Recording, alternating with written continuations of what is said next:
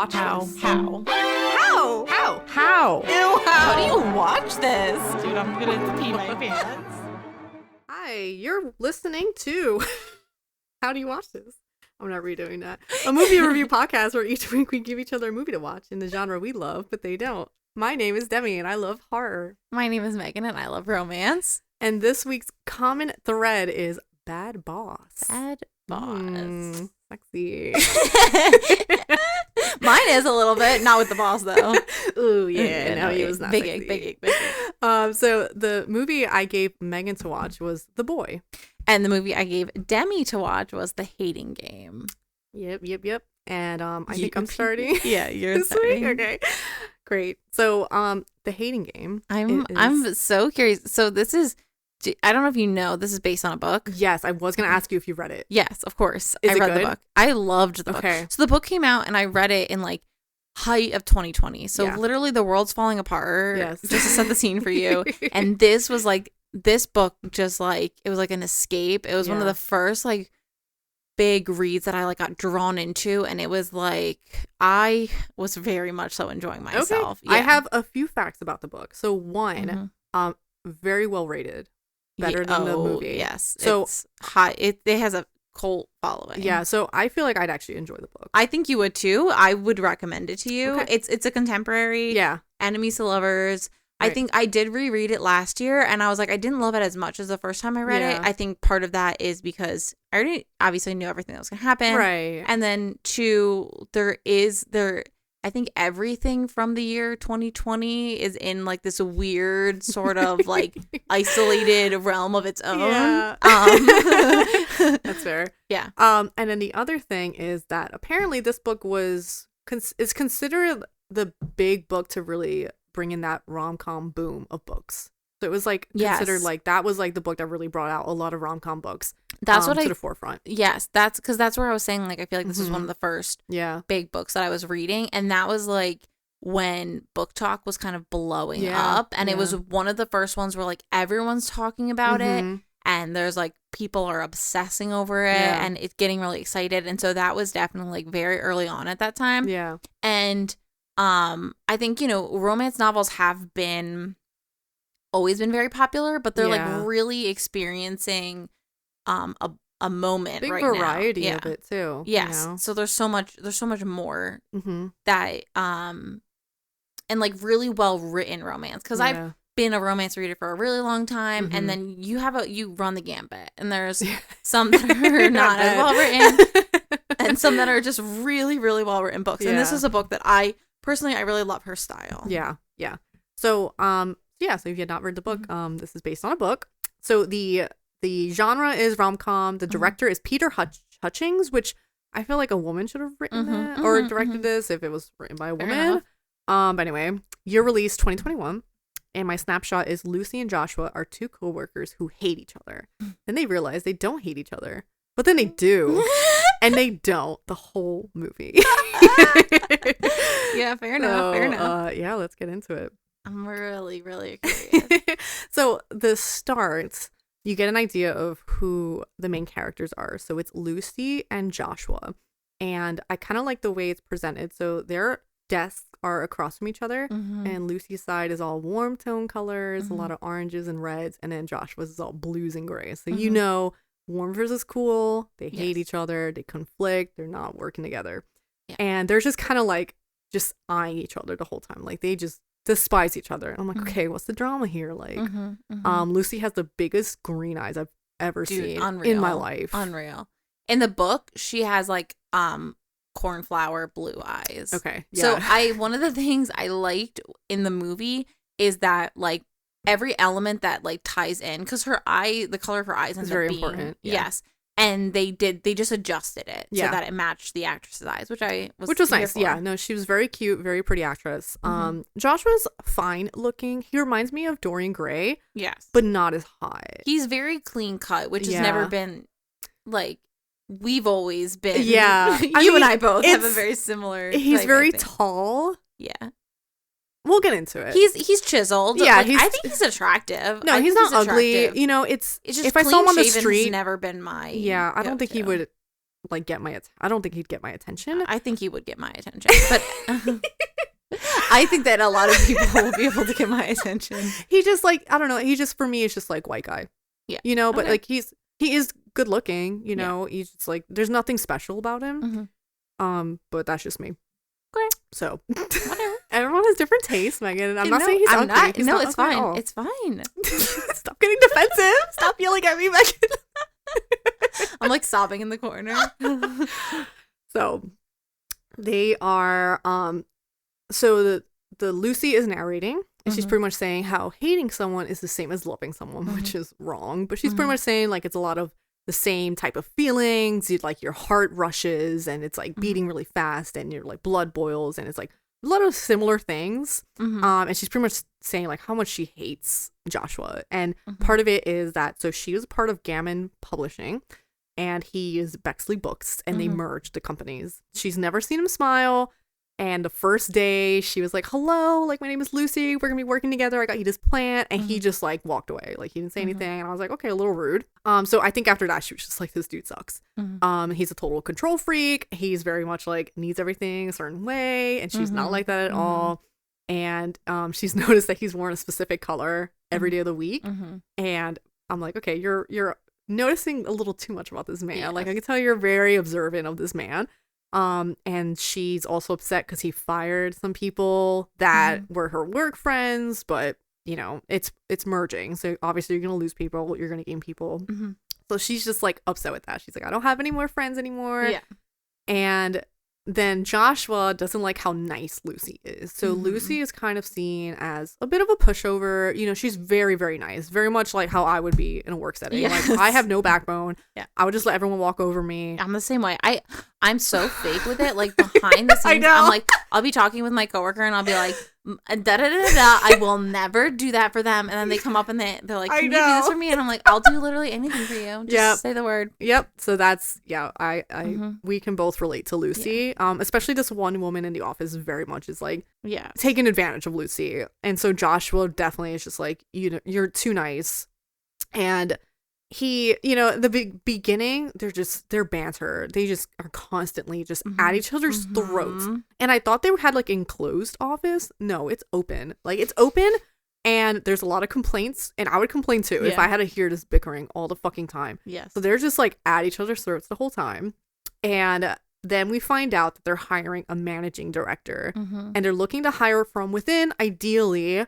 And so the main manager or boss for Bexley Books is this shitty, typical white man boss, like awful. And he just keeps saying like, oh, whoever he is, we're gonna hire him. And then the boss for Gammon Publishing is this woman, and she's like, he or she, like, very much like, can be anyone, but obviously I don't even know his name, but bad boss. Yeah, it's Bexley. Yeah, Bexley's his last Bexley. name, Okay. and he's the bad boss. Yeah, He's he is the other woman is not awful. the reference one. No. Yeah. And so obviously he wants Joshua to get the job. Because Joshua is very, you know, he's very professional. He knows what he's doing. Yeah, he seems like a hard ass, but he's, you know, he gets the job done. But Lucy's also the same in a way that she does a lot. She overworks. She's very meticulous. She handles all the calls. She's very on top of shit. So they're both very good at their jobs. Yeah. And so it's very much like, who is going to get the job? So they're arguing about it, pretty much saying that like, I'm going to get the job. No, I'm going to get the job. And they both agree that if one of them gets the job, the other one has to quit. Yeah. Or they'll fire the other one. So, Yeah. and then she's, you know, they show a lot of like zoom in. She's applying that red lipstick. Yeah.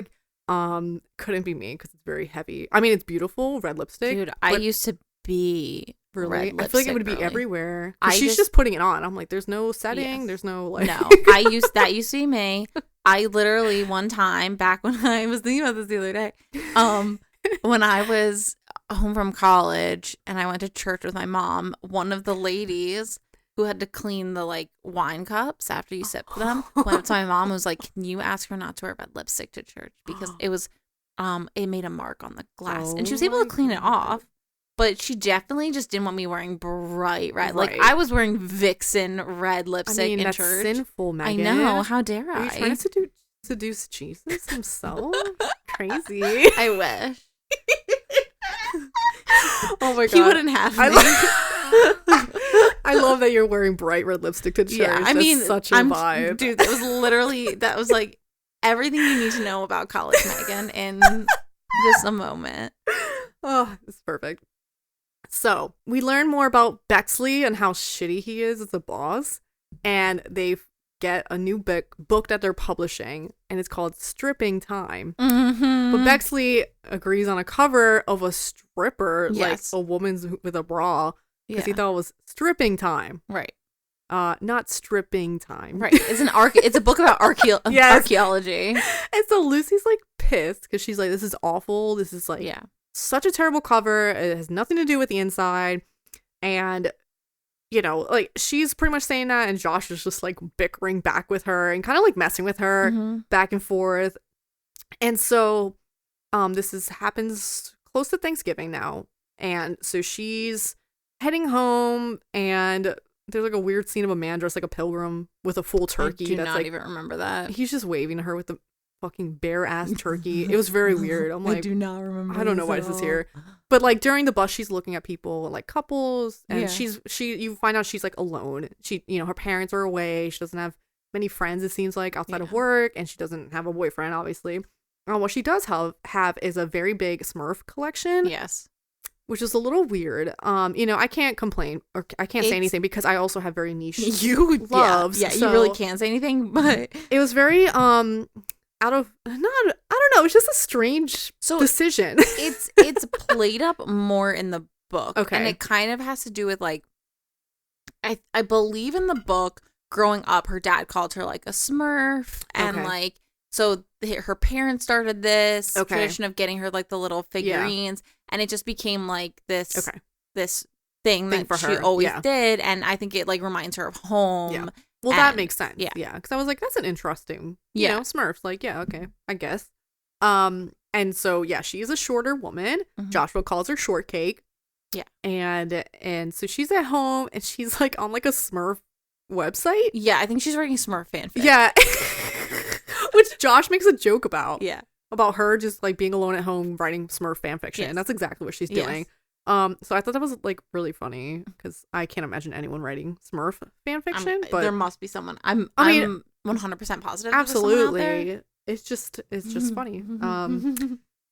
So that night she has a naughty dream. And Josh was a part of it, and I'm like, oh my god. And so she's lying in bed, and she's picturing him like kind of like on top of her, like behind her, and he's like, I'm gonna work you so fucking hard. I was like, oh my god. I'm like, this is not sexy. It's not sexy.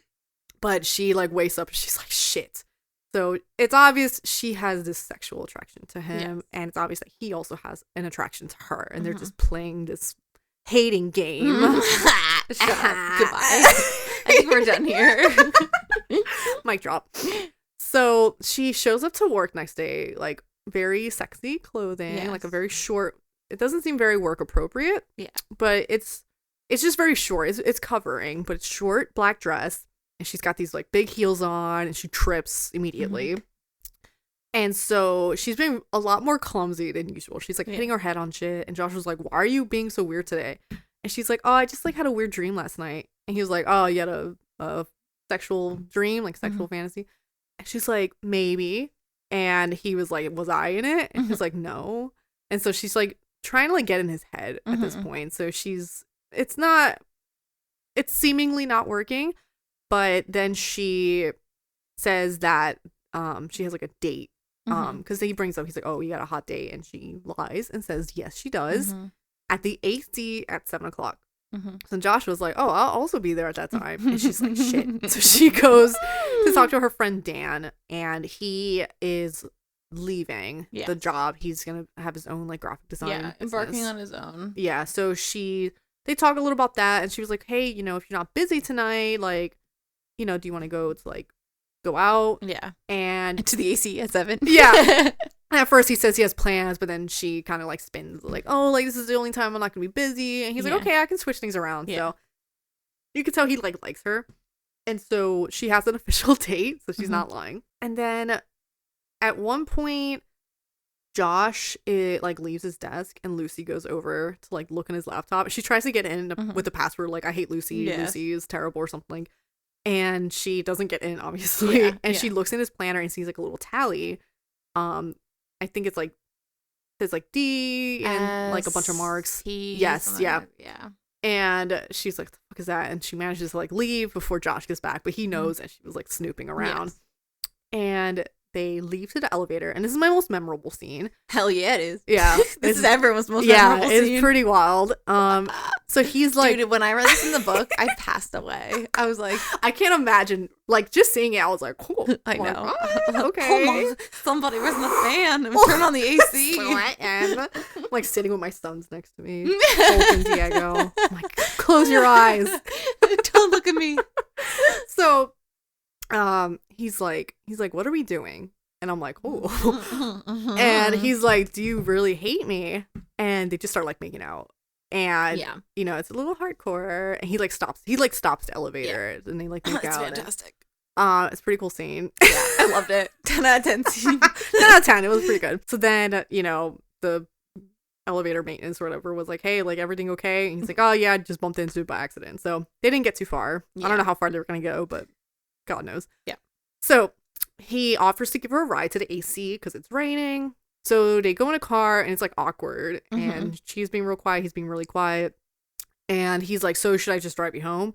And she's like, no, I still have my date. And he's like, I thought you were like lying. She's like, no. And she ends up like getting out of the car early. I guess she's just like, I don't know, panicked about what happened, which is like fair. Alarming. Yeah. So she leaves and she ends up getting to the bar and sees Dan there. And, you know, she talks to him for a little bit and then goes to the bathroom and runs into Josh again. And he says she left, I think, her coat or something. Yeah. And she's pretty much like, you know, you win the game. And he's like, what are you talking about? She's like, you know, I'm just like, you're messing with me.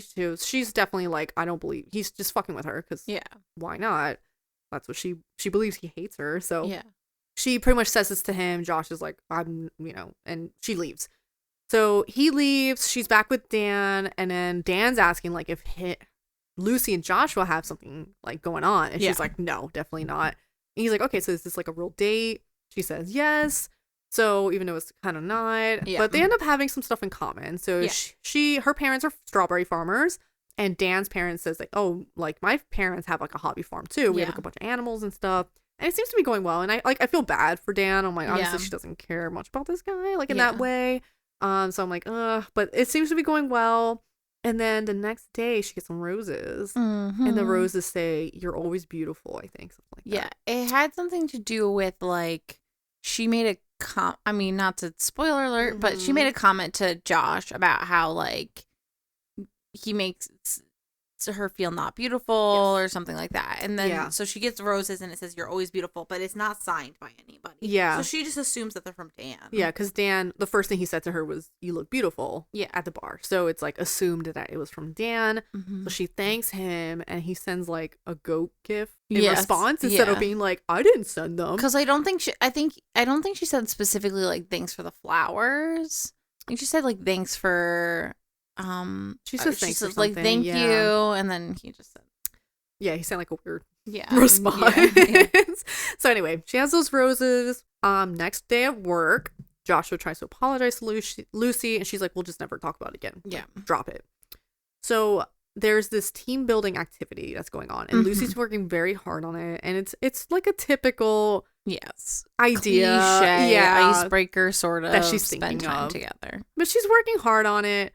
You know, and then Josh submitted an idea and it was paintball. Which, have you ever paintballed before? No. Dude, we have to go. Okay. It's actually so fun. I'm sure I'd like it. I've done laser tag. It's genuinely so fun. And like, I haven't done it in years. So awful. Awful. I was so awful. And let me just tell you that when I went paintballing, we went with like, it was like me, my dad, my boyfriend, Travis, my brothers and like some other people we worked with, and literally we start and Travis just ditches me. Like we have been dating at this point for 3 years. He just leaves me in the dust. I mean, Brett would do the same. Yeah, thank God for my dad. My dad helped me through. Like I would be dead.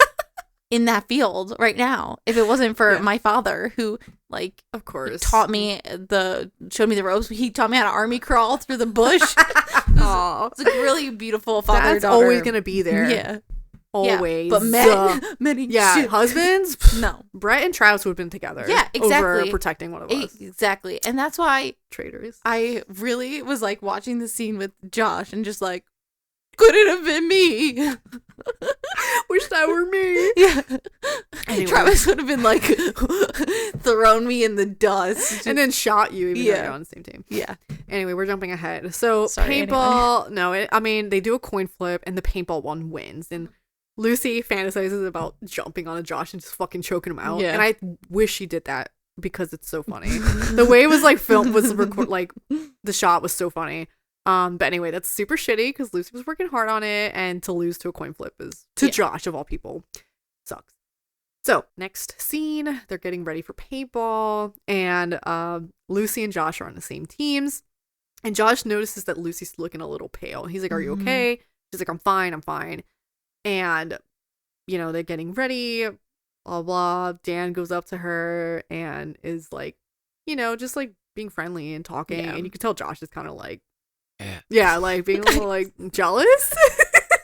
Exactly. I wish that you could delete that sound that I made for sure. I'm not going to delete it. Thank you. Obviously. Great. So they're on the same team. They go to like start and they're paintballing, and Josh is definitely like kind of being protective of Lucy, what our husbands would not be for us. No, of course not. But it's because they're like interested in each other. No, it's so much different. Yeah, when you've been together for a while, you literally you ain't shit. Yeah, you're just like, oh, trash. This person. I'm not trying to impress them. This obstacle. Yes. Like literally, they're slowing me down. Yeah. Before we started dating, Travis came up to me when we were at work and told me that I looked really good that day. And I was in a black polo and black jeans. Like, I did not. Brett likes to lie and say that he remembers an outfit I wore, and it was a very tight dress and a big stupid hat. And I was like, that hat looked really good on me. And he's just like, no, it was a horrible hat. And he's like, it looked like you were spoiled. How dare he? And he's not wrong though. I am spoiled, but I was Yeah, like, how dare you? Yeah. I'm like, nice. And he's like, yeah. And then you kept bringing up you had a boyfriend. You fucking lie again. But oh yeah, he was saying that on your birthday, wasn't he? Yeah. Why would you bring that up in front of all my friends? No. Trying to embarrass me. Yeah, of course he is. He's Brett. He says that because he's not married to me, so he can say whatever he fucking wants. I guess. Anyway, enough trash talking about our husbands. Anyway. Yeah, fair. So they're like playing, and she ends up like kind of like passing out. She like falls to the ground. She's like shot, and she gets hurt. And then she takes off her mask, and she looks horrible. Mm-hmm. And Josh is like, what is going on? And she throws up on him. God. And so they like stop the game, and he takes her home, and he like kind of tends to her, which is really nice of him to do. And he sees like her Smurf collection. He takes her temperature. So she's very like, why are you being so nice? Yeah. And she like falls asleep, and then she wakes up, and he's there with like his brother. They look very similar. And she's like, oh God, were you like, did water pour on you? Which is a Gremlin reference. Oh, and, like, yeah. No. I get wet after midnight. Gremlin scarred me for life. Yes. Oh, that's funny you say that. Why? Anyway. What? Oh, you. No. I hate you. You're literally the worst person. I can't believe I'm going to be you. We're not talking about that right now, Megan. Oh, you. Anyway. Why so.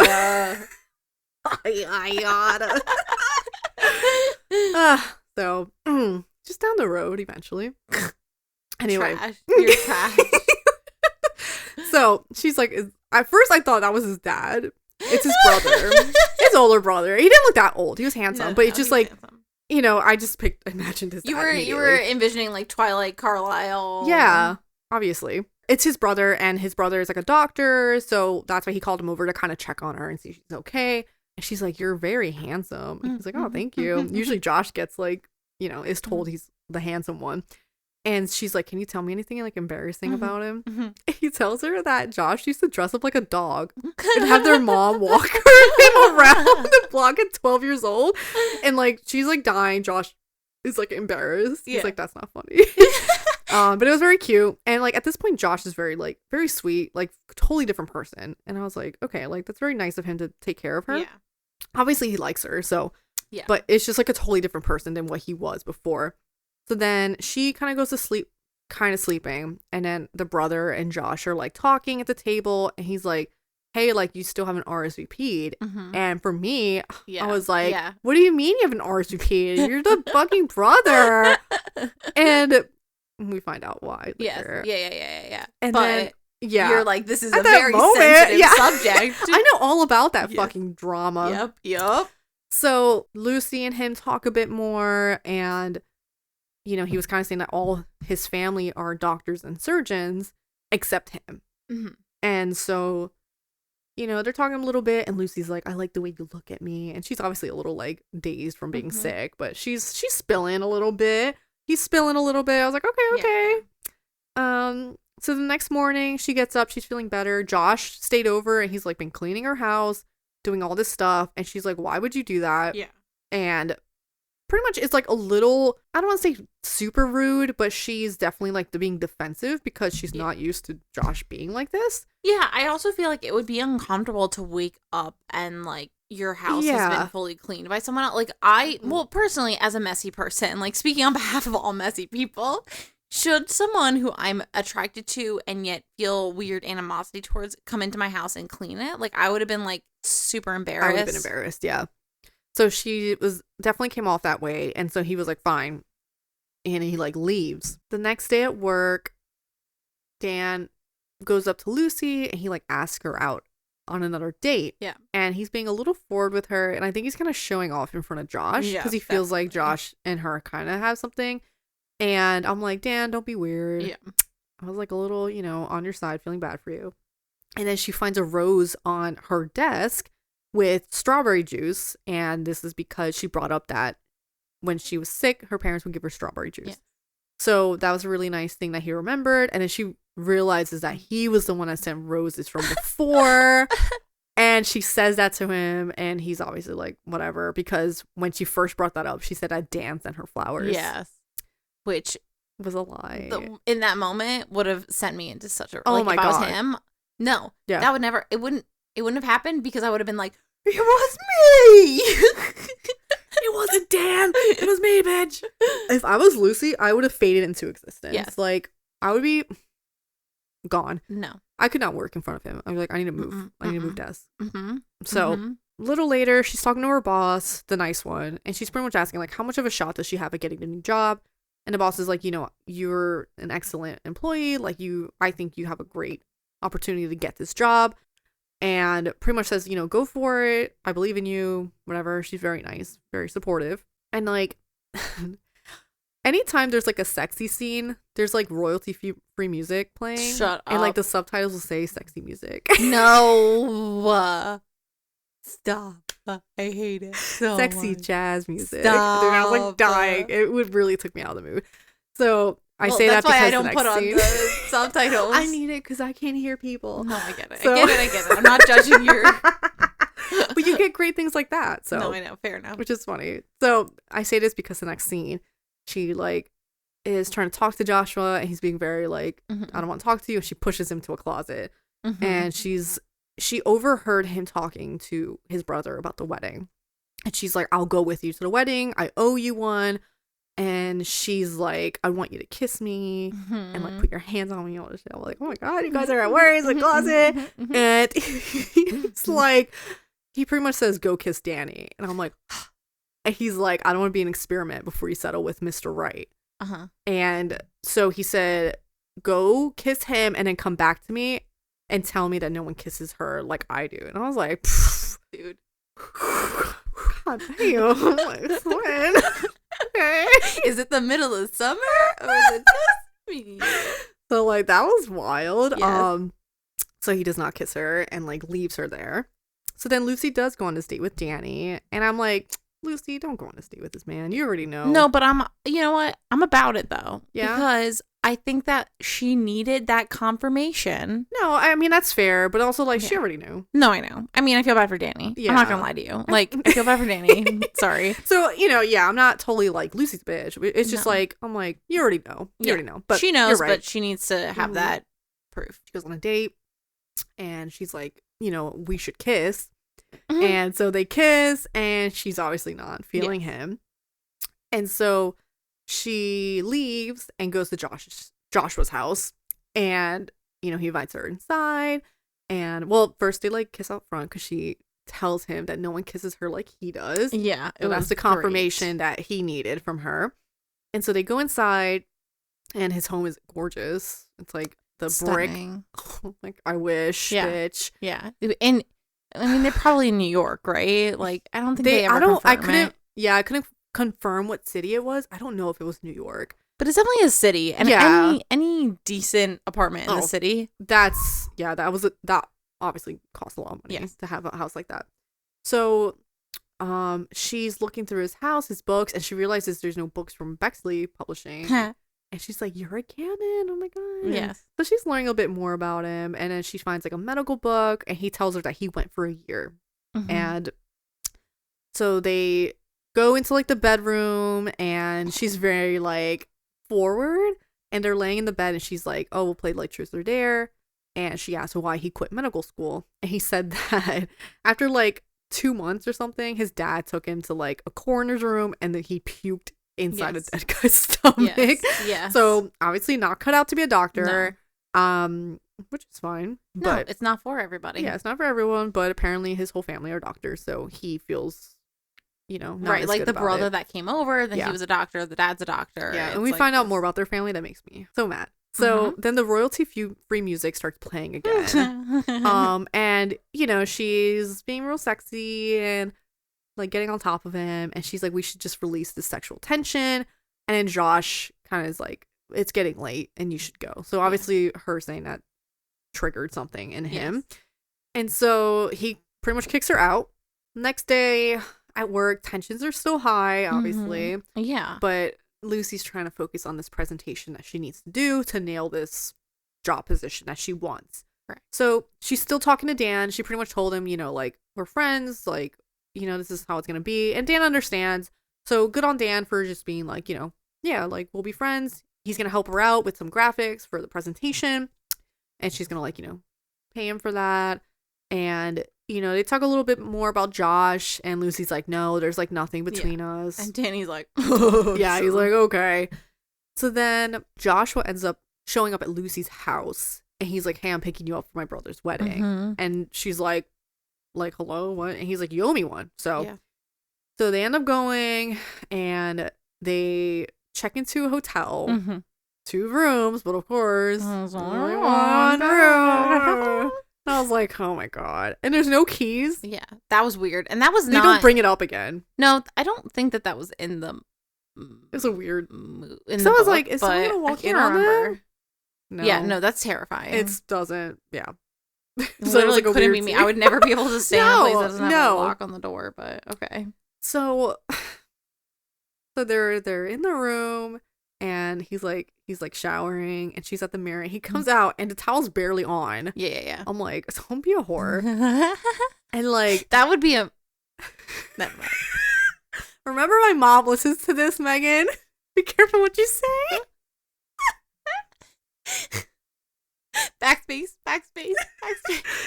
Anyway, Go ahead. he like comes out and they go to like do it. And she, this is such a stupid scene. She takes the towel off and she's like, oh my God. Oh God. And I'm like, okay, no one reacts that way. No. Unless it's the fucking horse dick guy from Sparta. I thought you were about to talk about Willem Dafoe. Or Willem Dafoe. It's either Willem Dafoe or the dude from Spartacus, and you know who I'm talking about. No, I don't. You never seen Spartacus? No. Okay. No, we've had this conversation a couple times. Okay, so there's this man, and his penis reaches to his knees. I swear to God, Megan. No. I swear to God. Not That's hard. not real. It's just laying. I swear to God, I've never seen anything like that. It was like a horse. No. That's not real. So I'm picturing like was that. it prosthetic? Huh? Was it prosthetic? I don't know. It has to have been fake. I don't know. I'm like, because I'm like, how are they hiring these people? Were they like, we need to know how big your dick is? It was crazy. It was crazy. Anyway, it's a good show. But I feel like the only reaction she had should only be for Willem Dafoe's confusingly large penis or that man from Spartacus. I'm not saying Joshua's not packing, but no, I got you. It's a penis. It's not. Anyway, where am I? They have sex, obviously, and they miss like rehearsal dinner. Lucy's like a little freaked out about it, and he's like, you don't have to be people pleasing all the time. Right. And she's like, why do you like not care about what people think? And he's pretty much like, I realize, like it doesn't matter like what you do. Like people are either gonna like you or they don't, so I don't care. Lucy then asks him about the X's that was in his planner. Yeah. And he was saying that the different letters, so D is for dress, P is for pants, and he puts he puts an X whenever he like for like an outfit she's wearing, and when he wants to kiss her. Yeah. And like both fight her and kiss her, and I'm like, okay. Yeah, I feel like there was this opportunity for this code to be something like really romantic, and instead it was just like boring, like pants, dress, skirt. Like I was bored by that. Like I guess she's also tracking his clothes, right? With like what color he's wearing, whatever. Exactly. So in that way, it's like whatever. But I feel like they're both paying attention to what they're wearing. Right. I would have preferred it if it was like every time she makes a really good comeback or like something right. Like that's what I thought it was going to be. Like, oh, like he's keeping track of like when she gets him like back. Which I would have liked that better. Yeah. Personally. It would have been dress, skirt, pants is not a very it's like, oh, you want to fight and kiss me? Like, what if you just want to kiss me or just want to fight me? Do you have different tallies for that? Yeah. I don't know. Anyway, it doesn't matter. So she was like, oh, cute. Anyway, next day is the wedding. So the wedding's outdoors and it's cold as shit. It's snowing. It's beautiful, but I would not want to have a wedding that cold. But like I said, it's beautiful. The wedding's happening, and Lucy's like, oh, like the bride's so beautiful, and like Josh kind of makes a face, and I'm like, oh my god, I think putting things together. So you find out that that is Josh's ex. Yep. The one that he was dating when he first started working there. Yeah, so he was dating her 1 year together. And so you find this out because the wife talks to Lucy. Yeah. And so she like said the mom. No, you're right. You're right. And I think her name is Molly or Maggie or something. It doesn't matter. Yeah.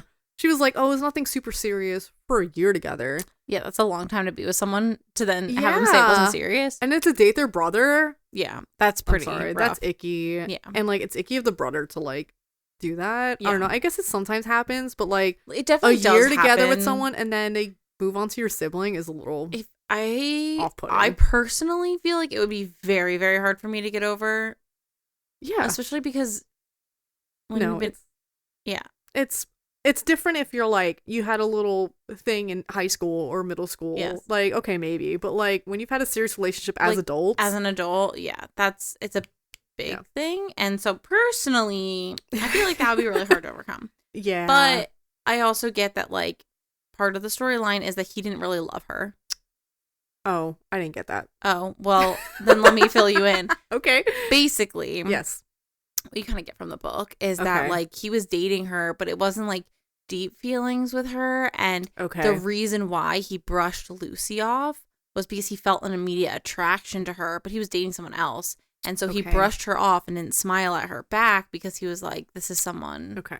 Because we never get that in the movie. So I was like never sure why he was kind of like that to her at first. That's why. Because he was dating someone and it would be, he didn't want to be like a jerk. Yeah, because I don't think it was told that he was dating someone in the movie at all. Oh, okay. Interesting. Yeah. So that's interesting. Good. So that's why the book's better because I mean books are always better. Yeah, I mean obviously. Because I was like, I didn't get that feedback. I figured it was because he liked her and he felt thrown off. Yeah. And he was just like, I'm gonna not talk to her. Yeah, that's true. So technically. Yeah. But that makes more sense. So anyway, Josh was outside, Lucy goes up to him and he's pretty much talking about like his brother was always the golden child. You know, he's a doctor, he got everything he wanted, and then his ex leaving for him was like a lot, which is fair. Like that's awful. His ex chooses his brother, who's the golden child, so he really lost everything to his brother. So then during the reception, the dad is talking. The dad. The dad is talking to Joshua, and I was so mad. I was like, how dare you? Yes. The dad's pretty much talking about how he, his job is like worthless. He should have stayed with medical school. That like he's pretty much like just talking shit to Joshua during a wedding. I'm like, what are you doing? And so he like pretty much doubles down on Patrick being like the best child. And obviously the dad's drunk. Like he's been drinking. So that's why he's saying all this shit. And Lucy pretty much tells dad like, shut the fuck up. Not literally, but like does this whole thing on how like Josh is so good at his job. Like the company's only gotten better because of his, experience, because of his, attention to detail, things like that. Yeah. And just talks him up, which is really nice of her to do because the dad's such a piece of shit. I was like, shut up, you fucking gross loser.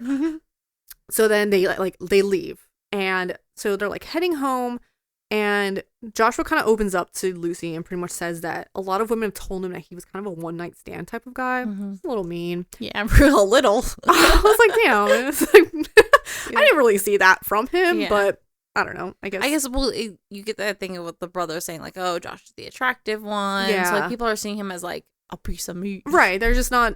They're not getting to know him. So and he's pretty much said like he's never hated her, Yeah. But like that's the first we got. So like I said, I didn't know all that stuff that the books detailed. So it probably could have been useful in this movie.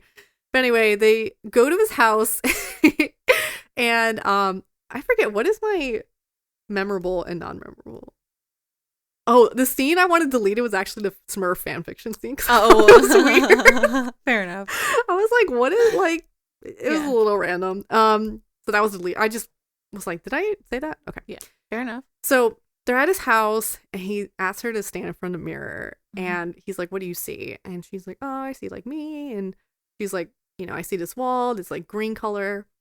And you find out that the color of the wall is the same color as her eyes. And I was like, oh, that's a little romantic, but also a little creepy. Yeah, it's a little bit of both. I felt a little like, but I was like, that's kind of cool. Yeah. Like, I mean, no one will ever paint a wall my eye color. Oh, you want poop brown?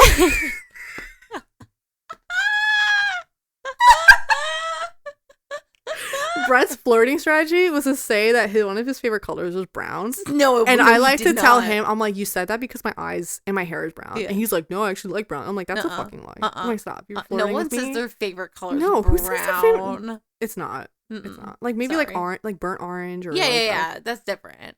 But not brown. No one's ever said brown. My favorite color is brown. I love looking at my dark brown poop eyes all the time. It's great. It's a great time. Anyway. It's always the blue-eyed people who are like, oh no, I love brown eyes, and it's like, you're such a liar. Shut up. You like brown eyes because it makes blue eyes look better. Shut up, bitch. Anyway, so you find that out, and you also find out that he calls her shortcake because he knows her family owns a strawberry farm. I'm like, okay. Love that. And so it's pretty much him being like, he's never hated her. Like he's loved all these things, and everything everything that seemed like him messing with her was like him loving her. I don't know. Yeah. Anyway, she stays the night. I guess they have sex again. Yeah. Yeah. So next day, she overhears Josh talking to the shitty boss, and the shitty boss is pretty much like, oh, like you're definitely going to get the job. Like once you're in charge, like we're going to do this and this and this to the company. We, can't have some, I forget what he calls her, but like some prissy, like whatever woman owning, managing the company. Like it's not going to work. So Lucy's pissed off because she's like, okay, Josh is talking to this man and like agreeing and whatever. Yeah. So she goes to the coffee shop to talk to Dan and kind of tell him everything. So she's, all that stuff. Dan's kind of talking to her. Joshua goes to the coffee shop to meet her, and she's like, what are you doing here? He's like, oh, I thought we could have coffee. She's like, I don't have coffee with people I don't like. Yeah. And I was like, damn, Lucy, like, girl, shit. Come on, use your communication skills. I know, I'm like, just talk to him. I'm going to have to talk about Lucy a little bit after this, but. That's fair. So that happens, and then, I guess the same day, or it might be the next day. It's the day of the presentation. Yeah. So that one coworker I brought up a while ago, that's the one who walking all over Lucy. Correct. she tries to like have her boyfriend's niece or something intern, and Lucy was like, no, I'm not gonna do that. Like, you still haven't brought in your put in your numbers, blah blah blah, like you need to do your job. And I was like, good for Lucy, like you tell her. And she was still nice about it, but like it's true, like. And that's like another thing with like throughout the book / movie where Josh continually pushes her buttons, because the only time she ever stands up for herself is when she's like standing up for herself against him. And so he's kind of trying to like, you know, weirdly teach her. Get her to, But yeah, Joshua sees that and he was like, you know, this is very impressive. Okay, so she has a presentation and she pretty much was like, I don't need approval from you. Has her presentation and it seems to go very well. Yeah. And then she's talking to her boss, the lady boss. Lady boss. And then the boss gives her a gift. And it's Pride and Prejudice. It's like a Peacock edition or something. And then they're like trying to like casually say that Joshua is compared to Mr. Darcy. And I'm like, it's a bit of a stretch. I wouldn't say that. I understand what they're trying to say, but Mr. Darcy had his reasons for being that way. Shut up. Not that I dislike Joshua, but I just was like, okay, let's not get that far. Anytime you compare anyone to Mr. Darcy, you're going to come up against, you know, perfection. So Mr. Darcy has his own thing going on. Like, he was not rude to Elizabeth just to be rude to her. No, he was rude to her because he hated her family and her mother. He thought they were like, they thought they were going to take advantage of his friend. He wasn't going to let that happen. So anyway, I was like, okay. Anyway, so the next day, it seems like Joshua got the job. And I was like, oh my God, really? But then he's like talking. He goes with Lucy. He's like, congratulations on getting the job. And we find out that he resigned and got a job elsewhere. Yes. And so Lucy is now definitely the managing director. And they kiss. And I was like, not here. It's a professional setting in front of all the coworkers. I would hate it. A little cringe. I don't know what I would have done. If anyone ever kissed me in my place of business, I would actually feel like I needed a divorce. I can't imagine being the other coworkers being like, oh, what do we do? Yeah. Oh, cool. They got together. I don't believe that was in the book. I'm pretty sure the book ends and you don't really, I could be completely wrong. I read it literally a couple months ago for like the second time. I mean, and I think it might end where you don't really know who gets the promotion. Oh, really? Okay. But you know that he resigned. Okay. Like you don't know for sure. Yeah. I could be wrong, but you know that the reason why he always said all along like there's no competition is because all along he planned on quitting. But he wanted to make sure she earned it on her own merit. So he was also kind of egging her on to kind of like put on her A game so that she would win over him regardless. Yeah. I didn't really get that too much with the movie. Yeah. I mean, I obviously come in with a little bit more layers. So that's what I'm saying. The book is definitely better. So the book has a lot more. You say as someone who has not read it, but like saw the reviews and I was like, okay, well, there's no way this book is bad if it's got like almost 5-star ratings. So it ends with her pretty much saying that loving and hating someone's not the same. Yeah, no doubt. We knew that. Okay. So they're like happy together or whatever. It ends. And that is the whole movie. Yes. So, okay, so I already said my memorable, deleted scene, love interest. I said I would smash. Yeah. I grew to really like Joshua by the end of it. You know, I think he had a lot of, I guess, kind of like Mr. Darcy, misunderstanding on how he is as a person. You find out like more about him and why he kind of was the way he was. And like you said with the book, there's a lot more information as to why he did certain things. So I would smash because he seems like a good man.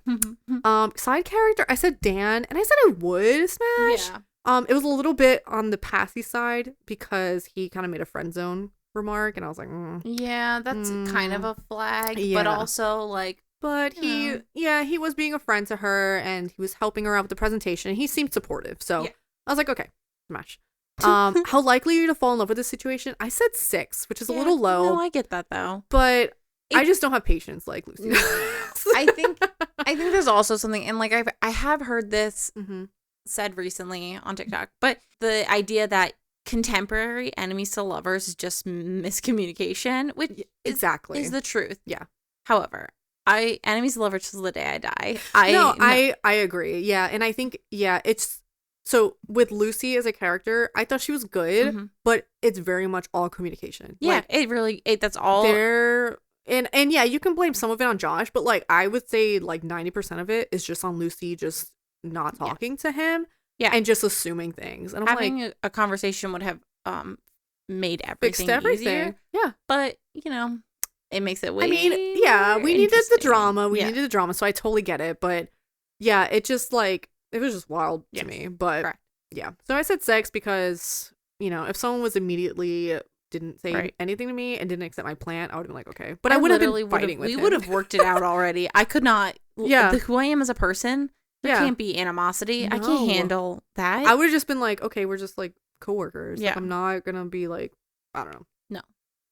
I would not recommend this to a non-romance fan. Fair enough. So then, things of note, I feel like most of their issues were Lucy's fault. Mhm. For being a people pleaser, she really didn't give this dude much of a chance. Mhm. And then Joshua gave some serial killer vibes, but I didn't hate it. So yeah, the whole like painting the wall thing should have Yeah. been like, Yeah. but I was like, Yeah. no. I mean, It's kinda paint the cool. walls brown. Am I right? So my final rating, I gave it 2.3 stars.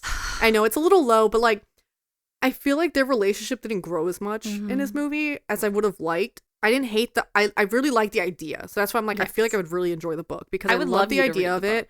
I probably will. But I just like feel like the relationship was a little weird the whole time.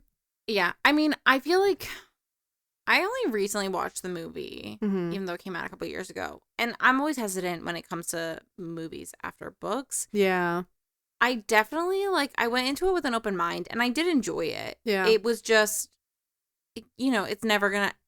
One of Yeah. the hard things is it's like I tried to go into it without the prejudice of the book watching. Yeah. And Mhm. so I can definitely see why it wouldn't hit all the marks, but I also Yeah. had more background information. Right. Yeah, I So. think having more information makes it better. Yeah. Because it did feel like there were things that were just omitted and I'm Yeah. like missing things. Yeah, for which was sure. true. So, I don't think it's a horrible movie. I think people who like romance would enjoy it, Mhm. but I think it could have done more with their romance. Fair. Like blooming. It just kind of felt like we Yeah, hate and each more of other that and then build we're up. making out and then we hate each other and then we're making Well, out. I'm curious to see. You'll have to read the book and give me an update because I Okay. am actually very curious what your thoughts would be on that. Okay. Yeah. Okay. So my movie was The Boy, directed by William Brent Bell and released in the year 2016. Mm. It is a horror mystery. Mm. So my snapshot is a woman goes to England to nanny a little boy only to learn he's a porcelain doll. She soon learns there's more to the story than meets the eye. Mm. Bum, bum, bum. Okay. So, opening credits, you see it kind of is showing you all these creepy old toys. Yeah. There's a creepy doll, there's a little car, all this kind of stuff.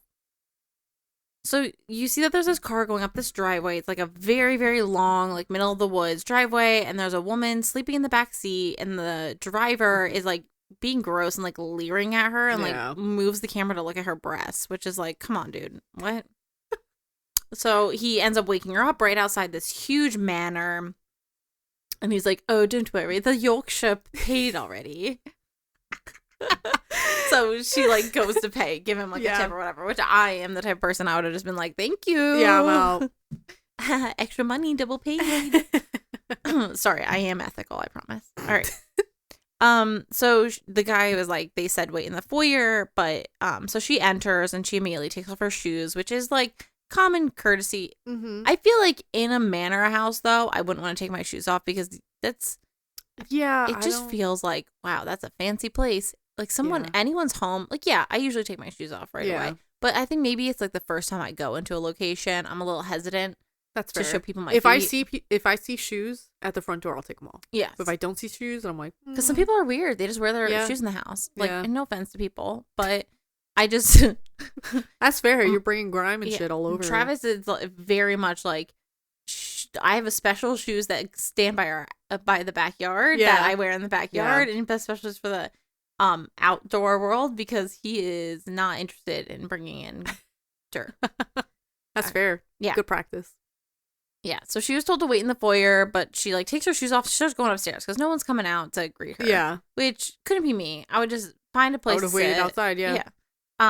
So there's like this creepy painting.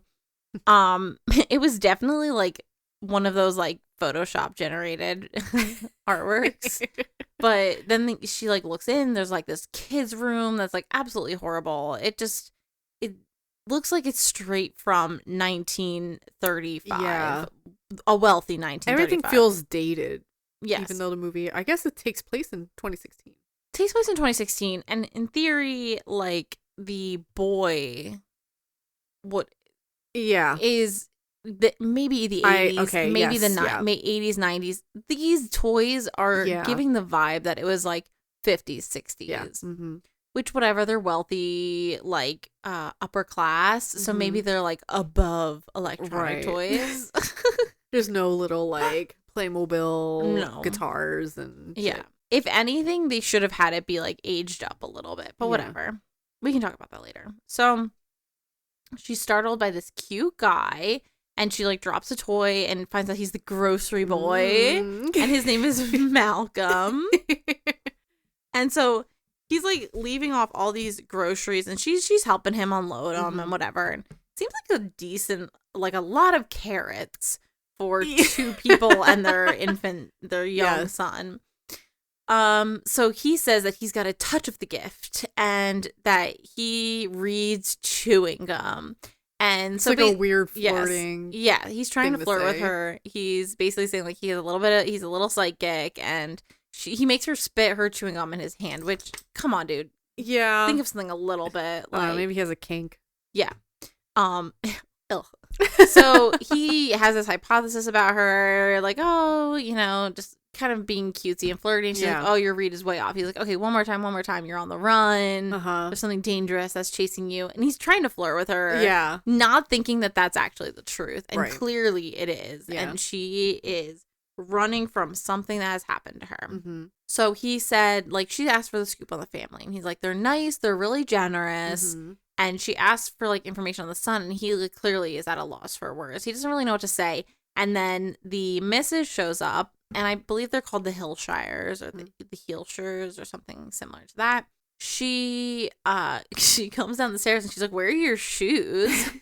And she was like, oh, I left them by the front door. And then they go to the front door and the shoes are missing. Mm-hmm. And she's like, oh, well, that was probably Brahms. He's very playful. She was like, you brought those shoes, right?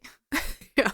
So then she's like talking and she's talking to her husband. She's like, Daddy. They keep, calling themselves Mommy and Daddy. They call each other that. Ew, which not in the bedroom. I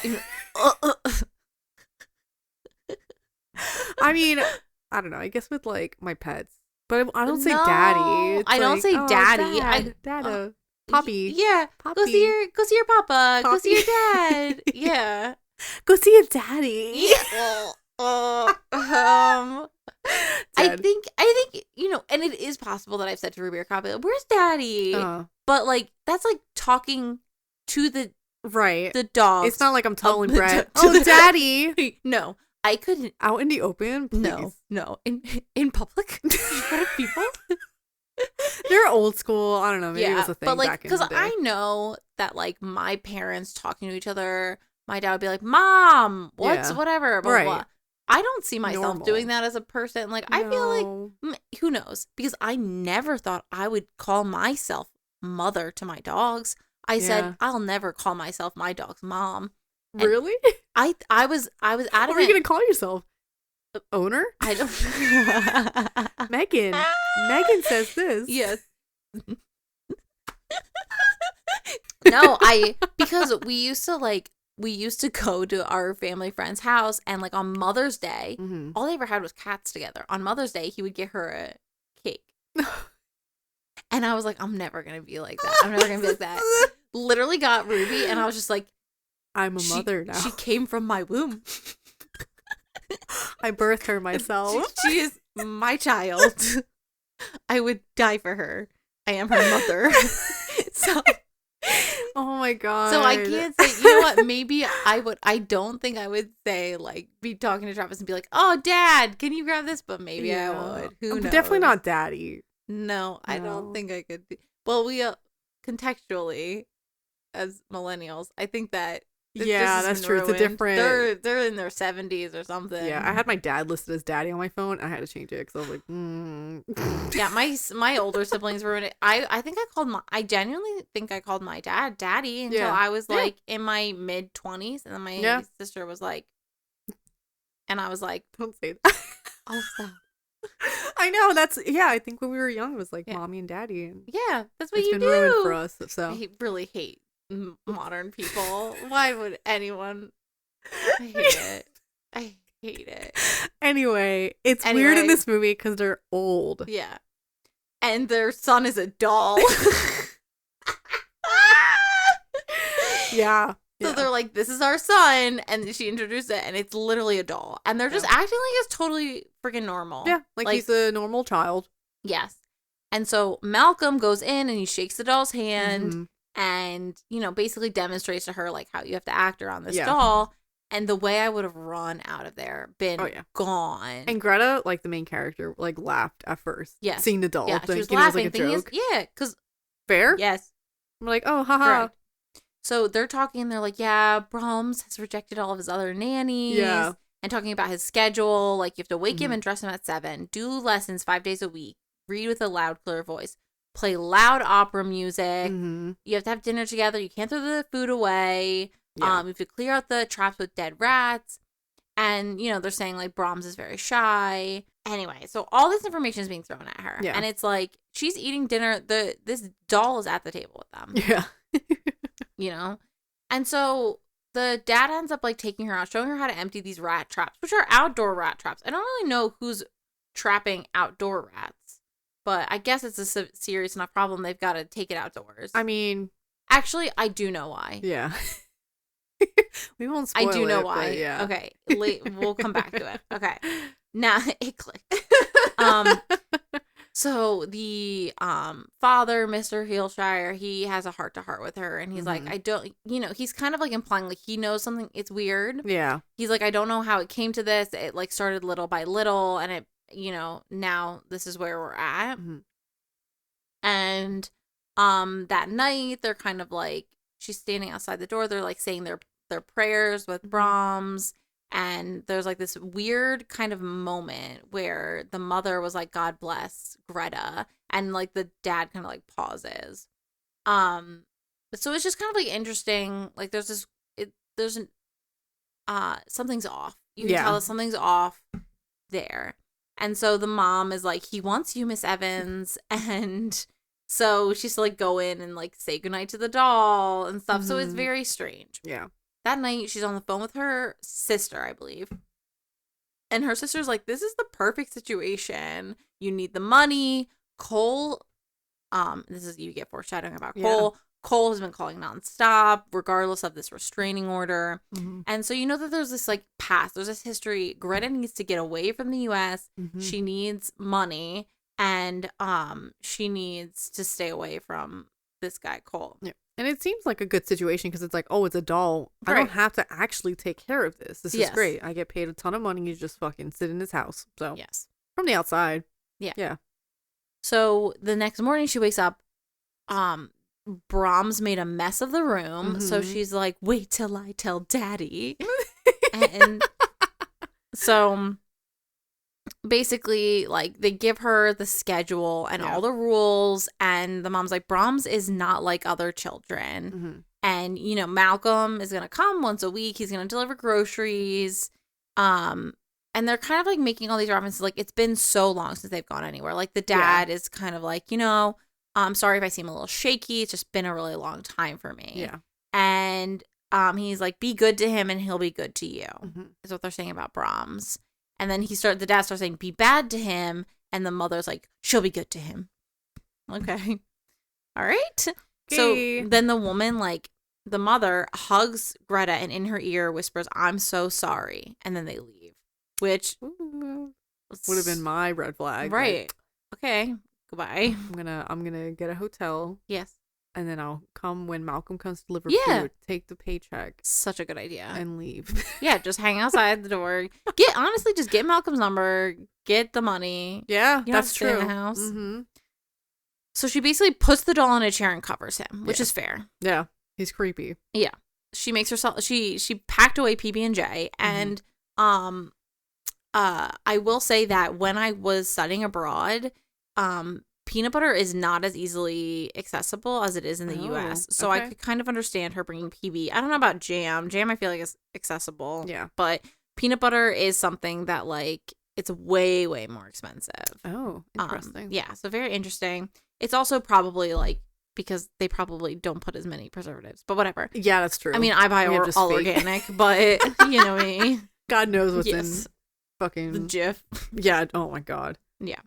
So she's like reading a magazine, drinking wine, and then at some point the boy, the doll, is no longer under the blanket, and it freaks her out, and she throws him into a rocking chair.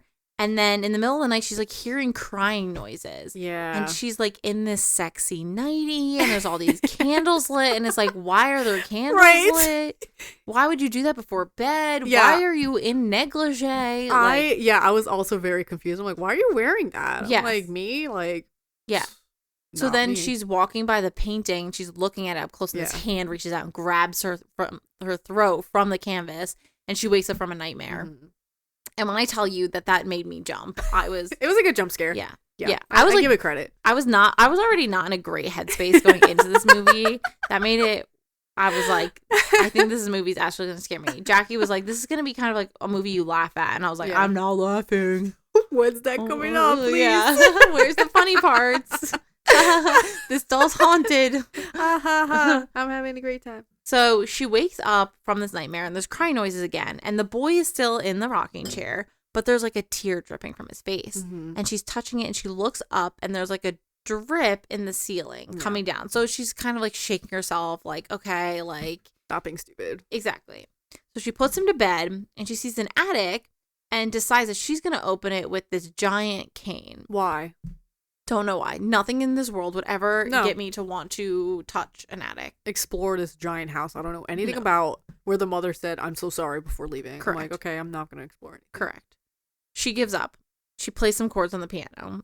That's, she's just living her best life, I guess. She calls her sister, asks for more magazines. Then all of a sudden a call phones in and it's just static and breathing. And she's like, Cole? And nothing. A car drives up and it's Malcolm, and they're kind of going through the ritual. They're like throwing, so basically every day after dinner, they cook food, leftovers go in the fridge, the leftovers then go in the garbage. She's like, do you throw everything away? He's like, well, sometimes, Mr. Heelshire will eat some of it. Weird. Ooh. So at one point he like makes a joke like, yes, I'm single. Like he's very, very into her. Yeah. So she ends up finding out that Brahms died in a fire on his 8th birthday 20 years ago. So that's shortly after he died, that's when the doll came up. So in a way, this is their way of coping with the death of their son, Brahms. And for the past year, they've been looking for a nanny, and they haven't been able to get anyone. She said she just got out of the thing because he's like trying to ask her out. Yeah. And, he's cute and funny and flirty and convinces her basically. He's like, oh, we're just coworkers. Like, this is my obligation. I'm just going to take you out. And like, she wants to go because he's cute and he's got an accent. You know what I mean? So that's all you need, baby. Yeah. So she's walking around her room. She's just in like her shirt and her undies and she's like getting ready. She has this coral dress she's going to wear. The sister like can totally tell that she's about to go on a date because she's like got a specific outfit and she's drinking red wine. And she looks over and the doll is like in bed, in its bed, like looking at her, and she like closes the door because ew. So she takes a shower and the dress is pulled off, like the handle is holded on, the necklace falls off the sink. She's like looking in the mirror after her shower and sees that like a chunk of her hair is missing, which is like kind of like when like a little kid will like cut your hair in the middle of the night or something. Yeah. Very weird. That would have freaked me out. If I had a chunk of my hair missing, I know without a doubt I did not cut that chunk off my hair. The chunk of my hair and seeing my clothes, like my dress missing. Goodbye. I will say props. She's wearing the world's longest towel that I've ever seen in my life. And it stays on forever. The whole time. It's glued to her. It is. It's amazing. I really was like, I was shocked. Yes. I think Not realistic. in the original script, they did have her walking around naked. Oh. Yeah. Not like that. Yeah. I mean, I'd rather have the towel, obviously, but Yes. it's not realistic. No, it's not realistic at all. But also, this movie's not realistic, No. so. But this is also, those are the kind of towels that we need in life. Yeah. You know what I mean? Exactly. That's like a blanket. It's not a towel. Yeah. So she goes to her room. All her doors are open. There are no clothes at all in her room. She can't find any. So she's stuck wearing this towel. Again, it's not super sexual because the towel's so big. No. So she sees that the attic ladder has been pulled down. Mm-hmm. And she decides that she's going to go up there, which I'm sorry, that would not be something I would do. No. Not interested. She gets upstairs and the staircase shoots up. So she gets trapped up there. Yeah. And you hear footsteps. There's like stuff going on in the house. You see that through the window, she can see Malcolm and he gets out. He gets to the house. He's knocking on the door. She's trying to get his attention, but he can't. It's like this tiny window up in this huge manor house. He can't hear her. So he ends up driving away, which is a nightmare, like genuinely a nightmare. Yeah.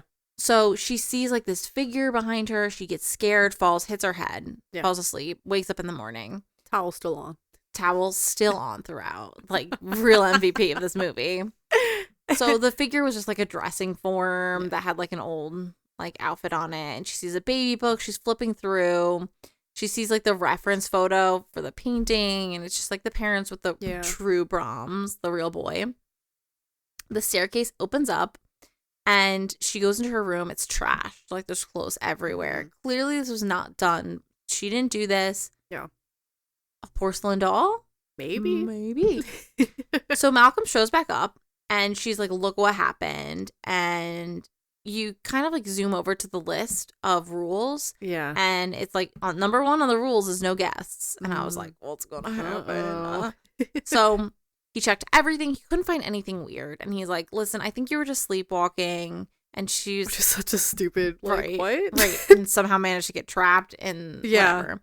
She's like, I'm a little bit nervous. He's like, I'll just hang out here with you. So they hang out and they're just talking. And she's like, what do you know? Like, tell me more. Yeah. There has to be more information. He basically says that like the pub talk is that Brahms was a weird kid. Yeah. Like, there was one time he tells a story of how Mr. H, and I call him Mr. H because it's too much a type. Call him Daddy. Yeah. Oh, stop. Goodbye. So he's like drunk and it's like the anniversary of Brahms' birthday / death day. And they're drinking together and he called Brahms odd. That was the word he used. Yeah. And as they're talking, you realize that there's a connector that's like the room that they're playing pool in. It feeds the sound into Brahms' room. So he can hear everything they're talking about. So he's eavesdropping on them. This doll is eavesdropping on them. Yeah. So she's on the phone with her sister later and ends up finding out that her nephew, who's only like 10 years old or something, gave Cole the address of where she's nannying right now because he didn't know any better and he was scared. Yeah, we're not blaming a child. No. And so there's like this hint about like Cole took something from her. So you don't really know what's going on. At this point, she's like washing her face and you see this large shadow move behind her. And you hear like childlike giggling and there's like all these papers surrounding Brahms. And she turns his head, it turns back, and then you realize that was another dream. Yeah.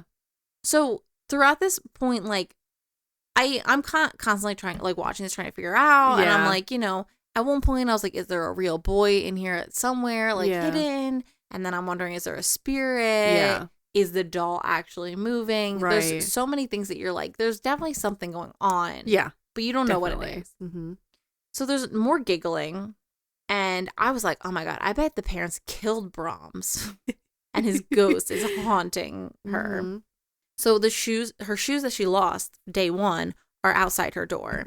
And Brahms is sitting in his bed with the rules and she runs to her room and locks the door because this is clearly very strange. Yeah. The phone isn't working. And when it will ring, it rings in. And there's a child's voice saying Greta. Yeah. And she hangs up and it rings again and it says, please come out, come play with me, Greta. And then it says, why won't you follow the rules? No. I literally can't with her because the next things that happen make no sense. Yeah. There's knocking noises and movement outside the door and something slides in front of the door. And then you hear the sounds of a little boy, little British Mhm. boy. I'll be good. That was a really good impression. Thank you so much. Be here all week. Dude, she opens the door and it's a plate with a PB&J sandwich.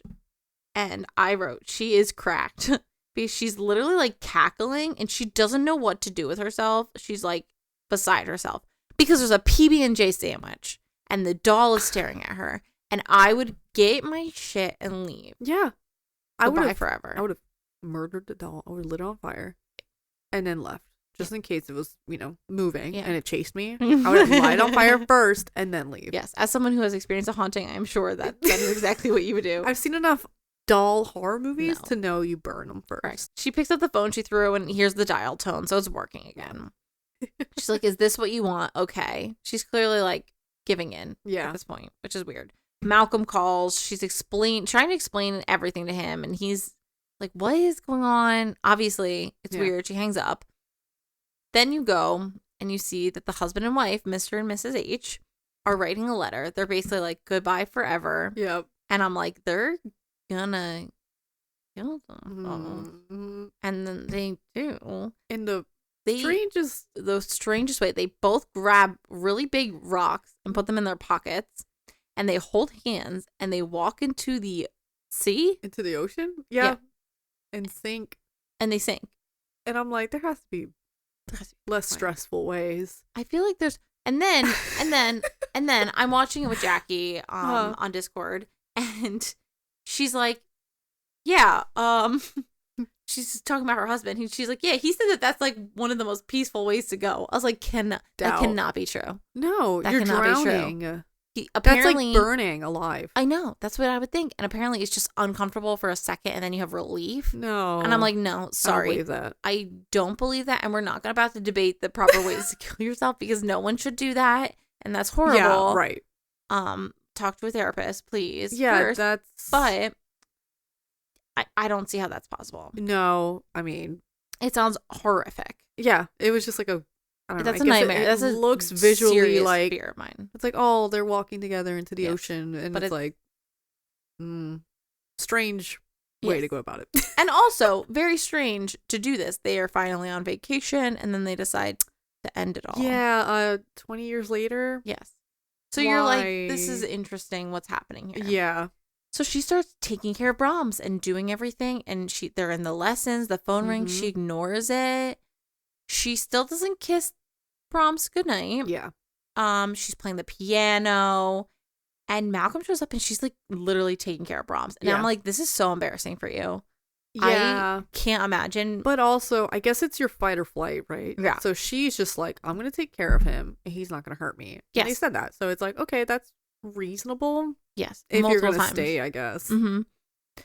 So he like asks if she's okay. And she like, at first she like shakes her head and then she's like, yeah. And then he has the letter that they wrote, and it goes in a bowl. So she never reads that letter. And we later find out what's in it. Dun, dun, dun. So Malcolm wants to take her out, and she's like, I don't think I should. And then he like pretends to be Brahms, and he's like, go out, have fun. I wanted my privacy for a bit now. Yeah, exactly. Which is like actually really funny. And she's like, you don't know what you're doing. Yeah, she's like very serious. Yeah, not interested. Mm-hmm. So he goes to his car, and she's like talking to Brahms. And this is what I said should be deleted. Not this specific scene. Okay. But I said, instead of deleting a scene, I deleted a quote. Okay. And that quote is Brahmsy. Because she continually says Brahmsy throughout the whole, like the rest of this freaking thing. And I'm like, please stop calling him Brahmsy. I hate it. A little pet name for because him. It's like, this is a doll. Yeah, well, she's gone in full caretaker mode. She has. She's feeling, I don't know, she's gone a little off the deep end. Yes. So she like cuts up an apple or peels an apple, and she's like, reach for your food, reach for it. And she's staring at him. And obviously he's not moving. Mm-hmm. And she's like, if there's a spirit in the house, let me know. Yeah, she's like all emotional about it. Yeah. Girl, leave. Yes. Obviously this is not working well for your sanity. No, clearly not.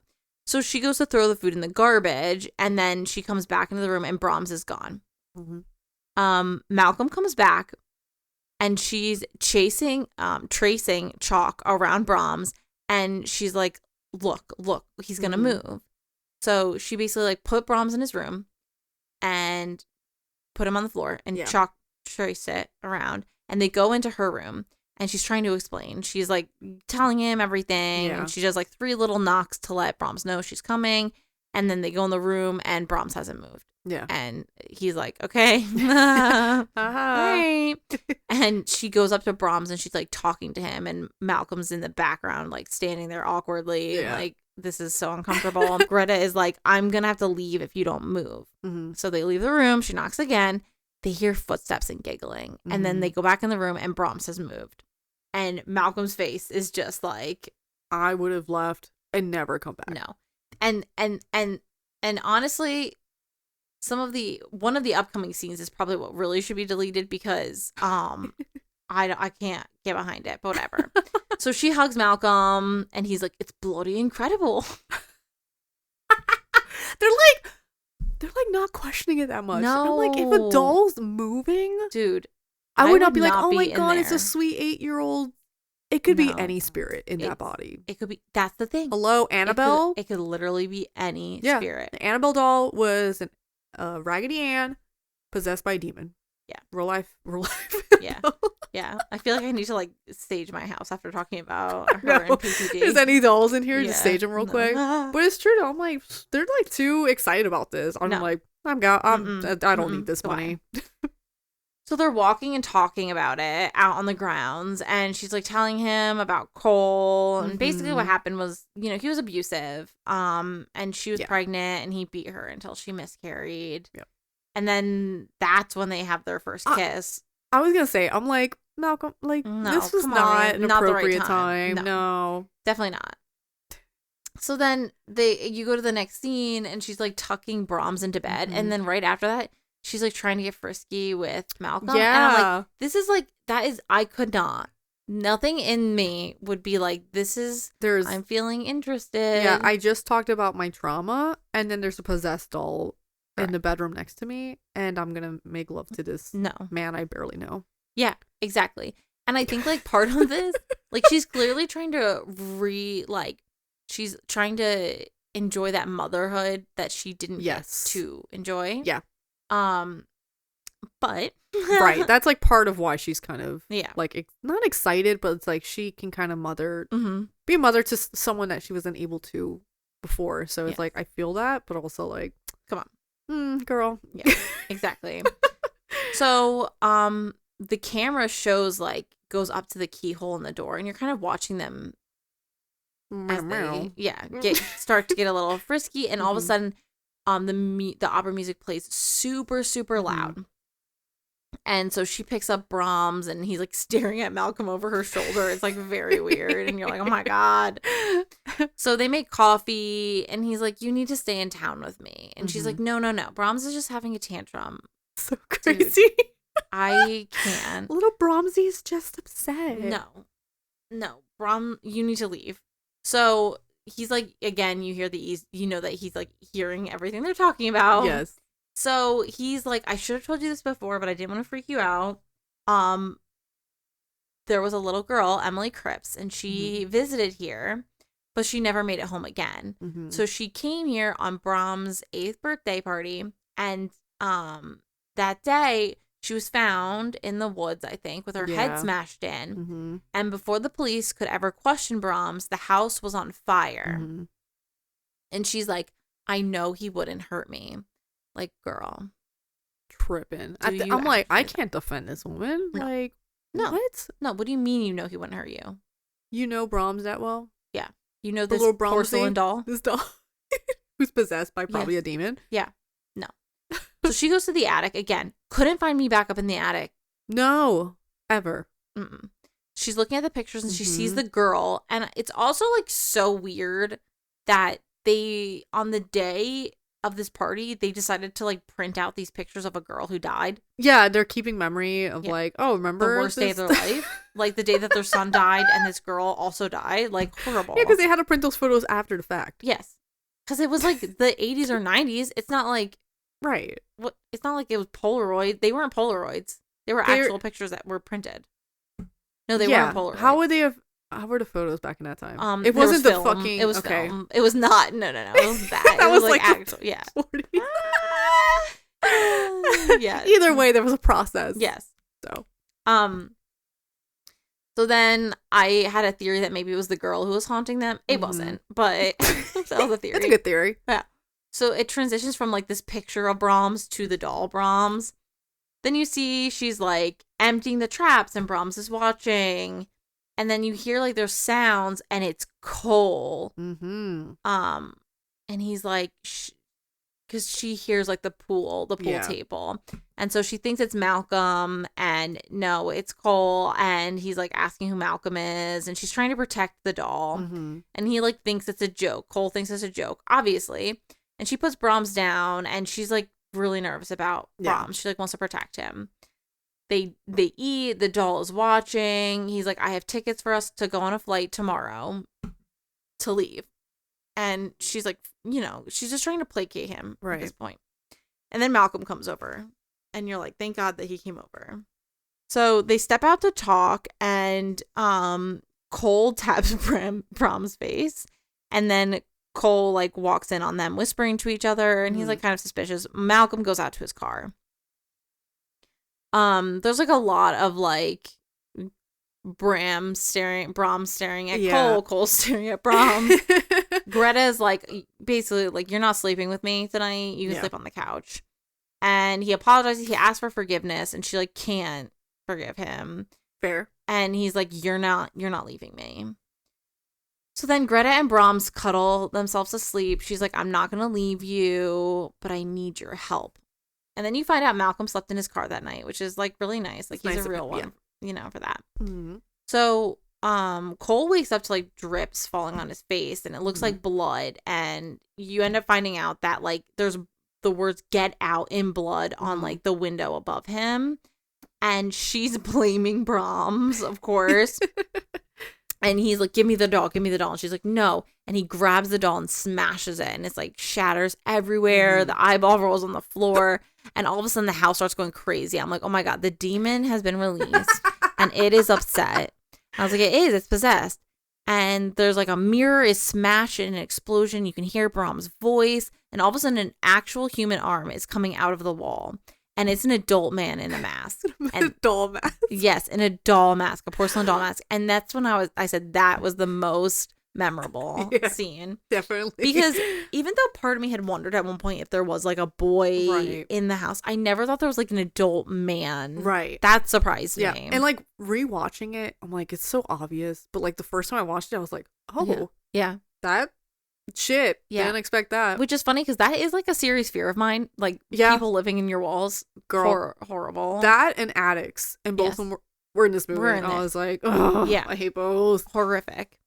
So he ends up attacking and killing Cole. And he tackles her. And there's like a fight scene. Like Malcolm knocks him out. And, this is obviously the true Brahms. Yeah. As an adult man. He never died. So, surprise. Yeah, they run upstairs to her room. I would have run out the front door, but, who am I to write a movie? Make these decisions. Yeah. So, they lock themselves in her room, and Brahms ends up coming through the closet. So then Malcolm knocks him out with the phone. Like, this man is taking hit to the head after hit to the head after he's hit like to a the pretty head. big dude, though. Yeah, Brahms. Yeah, for sure. So they go to the hole in the wall, and they have to go up to the chimney, and they end up finding his living space, which is in like not like the attic, but like the true attic. I would crawl say spacey area. And they have a doll. There's a doll of her. So it's like in the same way that she is a doll of Brahms. Yeah. He is a doll of her wearing the coral dress, wearing the necklace, probably with that chunk of hair missing. And it's in his bed. It's in his bed. Ugh. It's so gross. And then she ends up finding the letter and she reads on it. The parents had written, the girl is yours now. And I was like, oh my God, she's the doll. My God. It's so horrible. So then Brahms is in the library and he punches through the wall and like chases them. He's trying to tackle them. They can't get through this gate. Malcolm has decided he's going to be a good guy. And he's like, I'm gonna distract him. So Malcolm gets knocked out. He might be dead.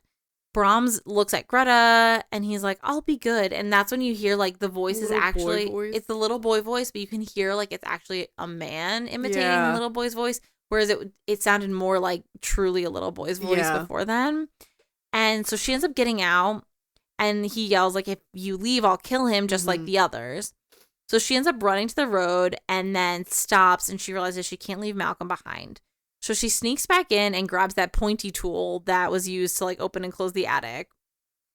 No, that wasn't what it was. She just grabs a random pointy tool. It was a screwdriver. Sorry. It took me up until this exact moment. So they end up coming. Brahms and her go face to face, and he like is sniffing her, and she just ends up bringing out the power like nanny mode, and she tells him it's time for bed. And he puts the weapon down and she has to tuck him in and he wants a kiss. And she's like, no, your punishment is you don't get a kiss. And he's like, I want a kiss. And so there's this horrible, disgusting kiss scene between her and him where it's like he's still wearing the mask on. Yeah. Yeah, it's the mask. But I can't imagine how this man smells. He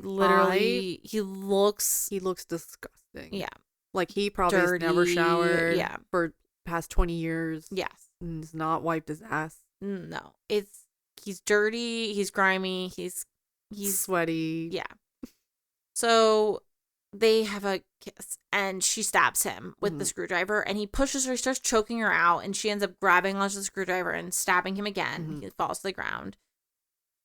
The mask breaks and you can see that his face is burned. So that's why he's like wearing that mask. She grabs Malcolm, they drive away. She opens the gates. She's kind of like smiling as she's driving away. And then you see as it's ending that there are like rules. The rules are written on the inside of the walls of the house. So clearly he came up with all the rules about how Brahms is to be treated. Yeah. And you can see that there's a man, which presumably is Brahms, patching together the face of the doll. And that's how it ends. Yeah. Oh, man.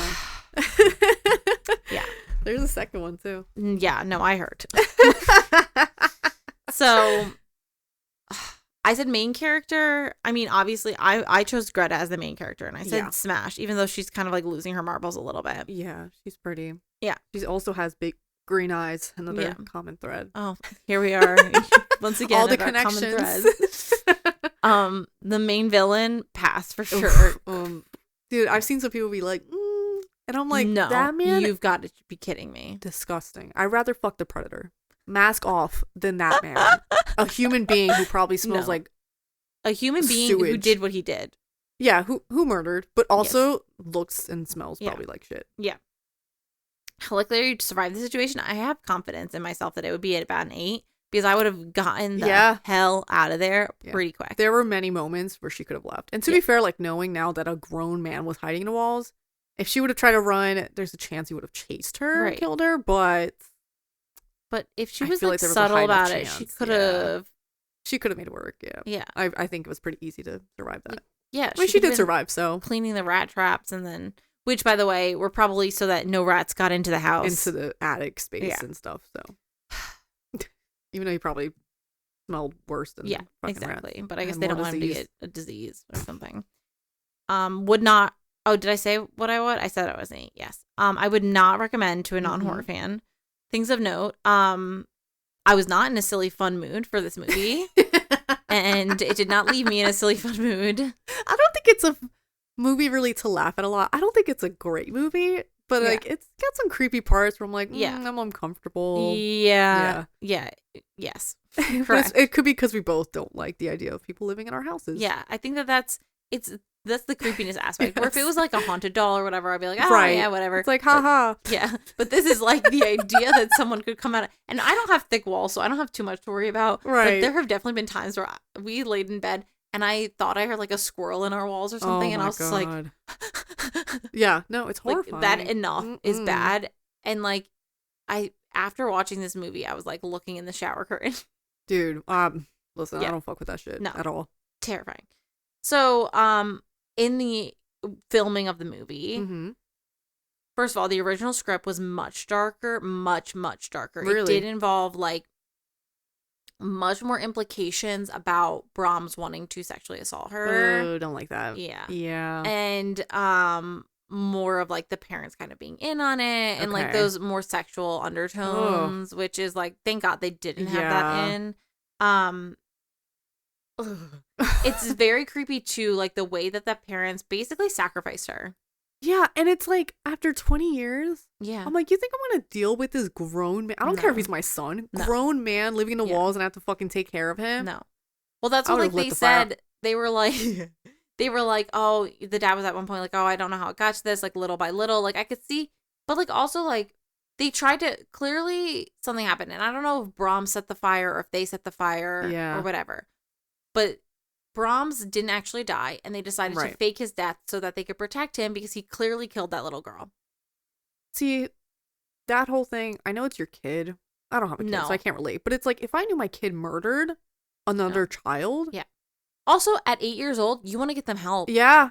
Yeah. Like, they're not going to go to jail for life at 8 years old. They're going to get No. severe help. Yeah. I'm going to put them whatever help they can get. Yeah. And just be like, all right, well, Also, I guess what my did kid might be a fucking serial killer. I also and- feel like, I don't know, maybe I'm wrong, but there has to be an extent to it in which someone at 8 years old can commit a murder. Like, what did you? Yeah. I know there is like the youngest murder. But it was like a lot of it's like accidental. Like they don't Yeah. understand. Yes. You know? So Oh, God. I mean, I don't know. I think truly some people are born evil, but I think 8 is very young for that. And Yeah. it's like you said, they could get help. Like maybe it would help them when they get older, but if they are really, I could see evil, it being like like if it that- was an accident or whatever, but well, her head Anyway. was smashed in, so yeah, it doesn't seem too probably accidental. not. So I just feel like, yeah, I wouldn't, I would not have protected this man for 20 years. no, or let it get to this point of weirdness. No. And sacrifice a random woman who it's not her No. fault at all. No. Like an No. innocent. Yeah, Crazy. exactly.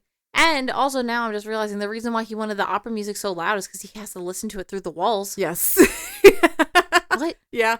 But also, like, why is he living in the walls? No one else goes to that freaking house except for the... They could have forgotten about it in like, I don't Yeah. know. Malcolm's the only one who goes to the house to deliver groceries. Yeah. They Also- could have hired someone else. Or they could have gone and picked up their own groceries. Yeah. It was Never had stupid. anyone I over. don't think too much thought was No. put into this No. movie. It's based off like a short story that I think in French or something. Okay. But I could see it working better as a short story. Yeah. For sure. the main actress actually has an English accent, which is fun. Yeah. Mhm. And then pranks on the set. The actors used to prank each other with the doll. Really? And one of the people got so scared they like punted it and they had to replace the doll. He was creepy. It was a creepy He's super doll. creepy. Yeah. It reminded me of Slappy, the dummy from Goosebumps. No? No, dude. Oh, I don't I'll send a remember. photo to you. Oh God, great. Can't wait for that nightmare. He scared the shit out of me as a kid. Okay, I gave it 3 hearts, Okay, which yeah. I think is like might be a little bit more on the generous side when you start Yeah. breaking down all of the inconsistencies. Yes.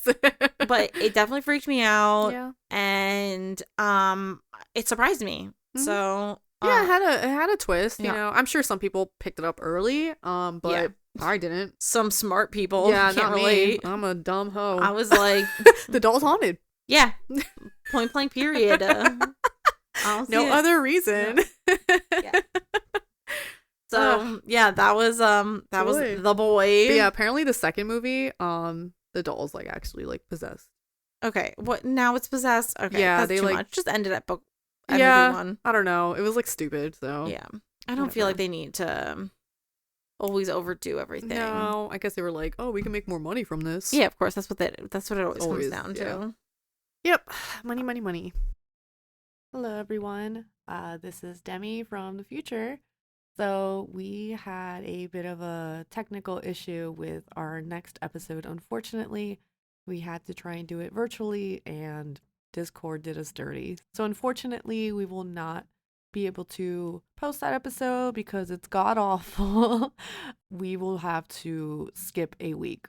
So instead of hearing both of us say what we're going to watch, I will just give you a little sneak peek of the next episode. So I'm having Megan watch Gremlins, and Megan is having me watch Anastasia. Now I'm going to drop you guys back in on the current episode we were on, and so both Meg and I could finish off the rest of the episode. Thanks, and sorry again. So you can reach out to us on social with suggestions for movies or themes.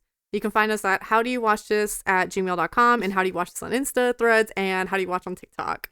And thanks for listening. Thanks. Bye.